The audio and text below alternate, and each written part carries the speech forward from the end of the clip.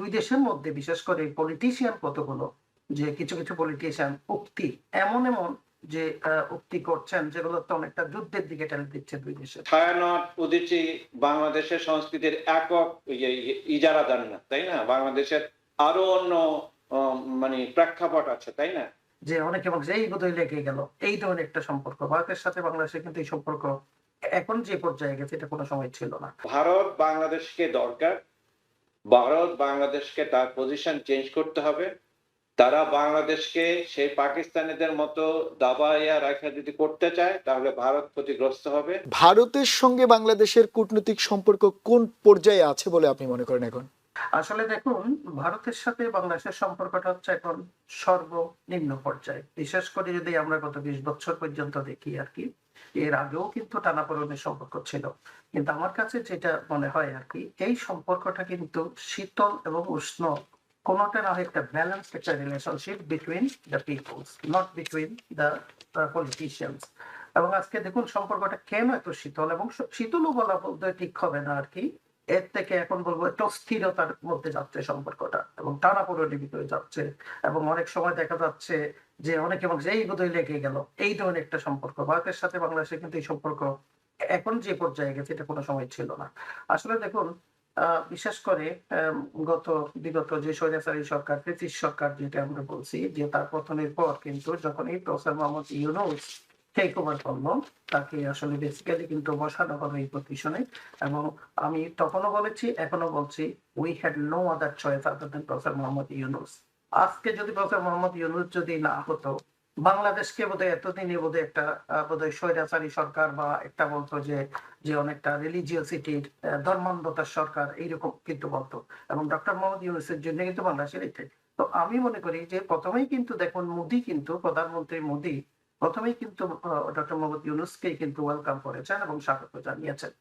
আমি ভেবেছিলাম যে যে তারা এইভাবেই সম্পর্কটা রাখবে, কিন্তু দেখুন দুই দেশের মধ্যে বিশেষ করে পলিটিশিয়ান কতগুলো যে কিছু কিছু পলিটিশিয়ান উক্তি এমন এমন যে উক্তি করছেন যেগুলো তো অনেকটা যুদ্ধের দিকে ঠেলে দিচ্ছে দুই দেশের।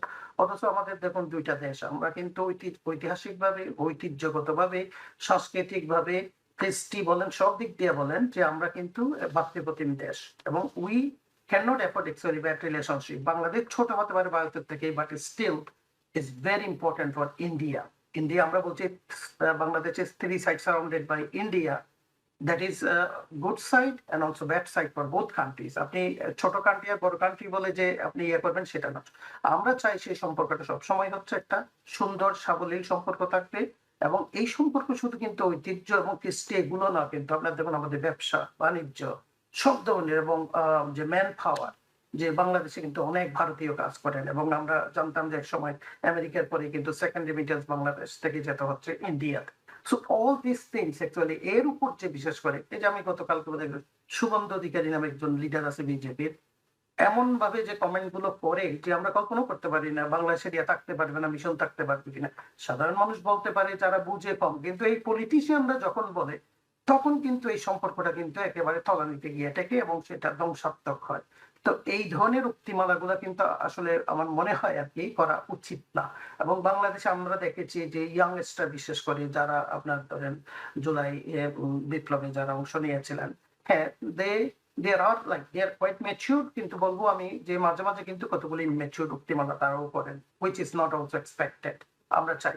এবং একটা জিনিস আপনি দেখবেন যে প্রফেসর মোহাম্মদ ইউনূস কিন্তু খুব ধীর স্থির ভাবে কিন্তু এই যে সিচুয়েশন গুলো কিন্তু সে অবজার্ভ করছেন, এবং সে কিন্তু খুব ডিপ্লোম্যাটিক্যালি কমেন্ট গুলো করে। সো আমি মনে করি diplomatically both countries need to come forward and resolve it. There is no other way. না, সেটি Relationship for professor Bangladesh professor Madbar, is আপনি very একটি yeah. সঠিক কথাই বলেছেন যে আসলে নো আদার চয়েস। কারণ আপনি একটা কথা প্রচলিত আছে, আপনি প্রতিবেশী বদলাতে পারবেন না। প্রতিবেশী Right. এটা খুবই মানে দুঃখজনক হোক আর যেমনই হোক, আপনি প্রতিবেশীর সঙ্গে ভালো সম্পর্ক রেখে আগাতে হবে। আপনি থাকেন, আমরা আপনার সঙ্গে আরো আলোচনা করব। আমি একটু প্রফেসর কবির হোসেন আপনার কাছে যেটা জানতে চাই, যেমনটা মাদবর ভাই যেমনটি বলছিলেন যে শুভেন্দু অধিকারী কিন্তু যেন তেন নেতা নন। উনি পশ্চিমবঙ্গে বিজেপির বিরোধী দলীয় নেতা, উনি অনেক উপরের লেভেলে বিজেপির নীতি নির্ধারণী পর্যায়ে কিন্তু উনি রয়েছেন। এমন না যে উনি অনেক ছোটখাটো নেতা, ব্যাপারটা তা নয়। উনার মতো মানুষ যখন বাংলাদেশের কনসুলে সরাসরি গিয়ে হুমকি দেয় বা বন্ধ করে দেওয়ার জন্য বলে, সেটি খুবই দুঃখজনক। কিন্তু আমার প্রশ্নটা হচ্ছে আপনার কাছে, যে আমরা বিশ্ব রাজনীতিতে যদি দেখি, আপনি দেখবেন যতগুলো বড় দেশ রয়েছে, প্রভাবশালী দেশ, ইনক্লুডিং আমাদের আমেরিকা থেকে শুরু করে রাশিয়া থেকে চায়না থেকে, তারা তাদের সবগুলো প্রতিবেশী, ছোটখাটো প্রতিবেশীর উপরে কিন্তু ডমিনেটিং একটা মনোভাব থাকে। আপনি যদি দেখেন চায়না, তারা তাইওয়ানের সঙ্গে সম্পর্ক, থাইল্যান্ডের সঙ্গে, আপনি রাশিয়া তো আমরা ইউক্রেনের সঙ্গে দেখতেই পাচ্ছি কি ঘটছে। ইভেন আমরা আমেরিকাতে আপনি এল সালভাদর, ভেনেজুয়েলা, কলম্বিয়া বা মেক্সিকো আপনি জানেন তো। সেই একই ধারাবাহিকতা কিন্তু ভারত প্রতিবেশী দক্ষিণ এশিয়ার, বিশেষ করে বাংলাদেশের কথা আমরা বলতে পারি। এই সমস্যাটা দেখা যাচ্ছে যে ছোটখাটো ব্যাপারে ভারত রিয়েক্ট করছে। বাংলাদেশের অভ্যন্তরীণ যে ব্যাপারগুলো রয়েছে, বিশেষ যেটা বাংলাদেশের সরকার থেকে বলা হচ্ছে যে নির্বাচন প্রক্রিয়া, বিচার প্রক্রিয়া, আন্দোলনের প্রক্রিয়া, সেটি বাংলাদেশের মানুষ ঠিক করছে। কিন্তু আমার প্রশ্ন হচ্ছে, এই বারবার ভারত এই ব্যাপারটাতে কেন নাক গলায়, বা ভারতের এখানে আসলে কি ধরনের স্বার্থ রয়েছে, বিশেষ করে এই বাংলাদেশের এইসব ব্যাপারে নাক গলানোতে ভারতের কি কোনো প্রকার লাভ হয় কিনা? আর এই যে ভারতের নাক গলানো এবং বাংলাদেশে রিয়েক্ট করা, সেটি আসলে আন্তর্জাতিক পর্যায়ে কি বার্তা দেয়? না, দেখুন, ভারতের তো বিরাট স্টেক আছে বাংলাদেশে, বিরাট অর্থনীতির বাজার, 180 মিলিয়ন পিপল, 18 কোটি মানুষের। এবং আপনি যদি ভারতের সাথে বাংলাদেশের বাণিজ্যের ভারসাম্য দেখেন, অসম বাণিজ্য, ভারত শুধু বিক্রি করে যাচ্ছে, আমরা কম দিচ্ছি।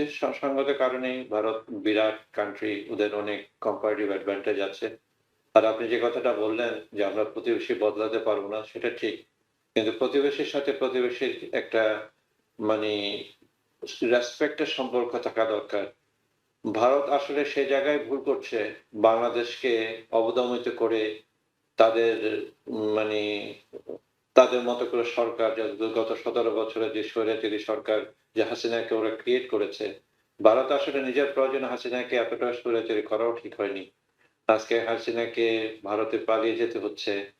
আপনি যদি দেখেন যারা জেনজি, আপনার বয়সে যারা আছে, আমরা মাতব্বর ভাই, আমরা এখন অনেকটা বৃদ্ধ। জেনজি যারা যারা 70-তে, যারা পাকিস্তান থেকে আমরা পৃথক হয়ে গেলাম, আমরা নতুন স্বাধীন দেশ হলাম, কারণ একই ধর্মের হওয়ার পরেও এই পাকিস্তানিরা আমাদের উপর কে অনেক জুলুম করেছে, ইন দি সেন্স যে বড় বড় পজিশন গুলো যারা ছিল, যে তো সেই সময় তো বাঙালিরাই দুই দেশকে একসাথে করলেও বাঙালির সংখ্যাগরিষ্ঠ ছিল, তারপরেও বড় বড় পজিশন গুলোতে সব পাকিস্তানে দখল করেছিল। কি বলেন সিভিল অ্যাডমিনিস্ট্রেশন, কি বলেন বিজনেস, সবকিছুই। আপনি যদি এখন জেনজি জেনারেশন যারা 30 মিড 30s আছে, যারা এই বিপ্লব করেছে, তাদের দেখবেন তারা প্রায় বলবে যে ইন্ডিয়া বাংলাদেশ ইন্ডিয়ার বাজার হয়ে গেছে। আপনি কর্পোরেট সেক্টর বলেন, যে জায়গায় বলেন, 5 লক্ষ ইন্ডিয়ান এখানে কাজ করছে, এবং সেই জায়গায় অফকোর্স তারা ইন্ডিয়া অনেক এগিয়ে আছে আমাদের তুলনায়। আপনি কি বলেন, টেকনোলজি বলেন, অর্থনীতি বলেন, কিন্তু এখানে এসে যেভাবে পাকিস্তানিরা আমাদেরকে দাবাতেও সে একইভাবে আমাদেরকে দাবাচ্ছে। এইটা হলো তরুণ গোষ্ঠীর সাথে আপনি যদি আলাপ করে থাকেন, তারাও ফেড আপ আসলে। এই যে তারপরে তো আমাদের ডোমেস্টিক ইয়ে আছে, যে আমাদের যে দেশের যে কালচারের প্রেক্ষাপট, যে যার ক্ষমতা থাকে তারাই সবকিছু শোষণ করতে চায়, সবাই সবকিছু দিতে চায়। আজকে যে সিম্পলি একটা ঘটনা আমি বলবো, একটা রিসেন্টলি আমার একটু খারাপ লেগেছে। এই বাংলাদেশের এখন যে গভর্নমেন্ট চলছে অনির্বাচিত কিন্তু বৈধ, কারণ জুলাই বিপ্লবের কারণে একটা বৈধতা আছে। একই ব্যাপার হচ্ছে যে ব্যাপারগুলো আওয়ামী গভর্নমেন্টের বেলায় হতো, যে আওয়ামী ছাড়া কেউ কোনো কিছু পাবে না। এখন যারা কোনো কারণে হয়তো বা আওয়ামী লীগ করতো, অথবা আওয়ামী লীগ করা তো অন্যায় কিছু না, তাই না? হয়তো 1% 2% লোকজন আওয়ামী লীগের খারাপ ছিল, কিন্তু এখনো তাদের বিরাট ভোট ব্যাংক আছে, যারা হিস্টোরিক্যাল কারণে, বঙ্গবন্ধুকে ভালোবাসার কারণে, হোয়াট এভার ইট ইজ, তারা ভালো লাগে। হয়তো ইউনিভার্সিটিতে কেউ আওয়ামী লীগ করতো, এখন এইভাবে ওদেরকে ট্যাগ দিয়ে তাদেরকেও মানে সেই ইয়াটা দেওয়া হচ্ছে, যে জিনিসটা একইভাবে আওয়ামী লীগ করতো। এইগুলো তো ঠিক না। যে প্রশ্নটা আমি একটু সরে গেছি, যে ভারত বাংলাদেশকে দরকার, ভারত বাংলাদেশকে তার পজিশন চেঞ্জ করতে হবে। তারা বাংলাদেশকে সেই পাকিস্তানিদের মতো দাবাইয়া রাখা যদি করতে চায়, তাহলে ভারত ক্ষতিগ্রস্ত হবে। হ্যাভ এ ইকুয়াল ফ্রেন্ডশিপ, যারা একটা প্রতিবেশী যে সম্পর্ক থাকা দরকার, তাহলে ভারত বাংলাদেশে বিরাট মার্কেট হারাবে। অলরেডি ভারতের সেই ইম্প্যাক্ট পড়া শুরু করেছে। বা ভারত নিজের কারণে ফিরে আসবে, এবং ফিরে আসুক একটা সমতার ভিত্তিতে, নট প্রভু বৃত্ত যে জিনিসটা করতে চেয়েছিল শেখ হাসিনার মাধ্যমে, সেই জিনিসটা যদি চেঞ্জ না করে, যে ন্যারেটিভ যে ইয়াঙ্গার জেনারেশন এখন বাংলাদেশ কন্ট্রোল করছে সাময়ে, এবং মোহাম্মদ ইউনূস তাকে মানে নেতৃত্ব দিচ্ছে, সেটাকে কিন্তু দাবায় রাখা যাবে না। তার একটা বড় প্রমাণ হাদির মৃত্যুতে। এত বড় জানাজা বাংলাদেশে আর কখনো হয়নি শহীদ জিয়ার পরে, ভবিষ্যতে হবে কিনা জানি না, আল্লাহ জানে। মানে এটার একটা বার্তা দেওয়া দরকার, ভারতকে এটা রিড করা দরকার। তারা কিন্তু শক্তির মাধ্যমে বাংলাদেশকে, ওরা কেউ চায় না এখন কেউ কারোর ভূমি দখল করতে চান। অর্থনৈতিক আগ্রাসন, সাংস্কৃতিক আগ্রাসন, সেগুলো বাংলাদেশের মানুষের যে মানে স্পিরিট বা যে স্পন্দনটা তাদের বুঝতে হবে, তা উপর থেকে চাপিয়ে দেওয়া হবে না। যে কথাটা আপনি বললেন যে ছায়ানট উদীচী বাংলাদেশের সংস্কৃতির একক ইজারাদার না, তাই না? বাংলাদেশের আরো অন্য মানে প্রেক্ষাপট আছে, তাই না?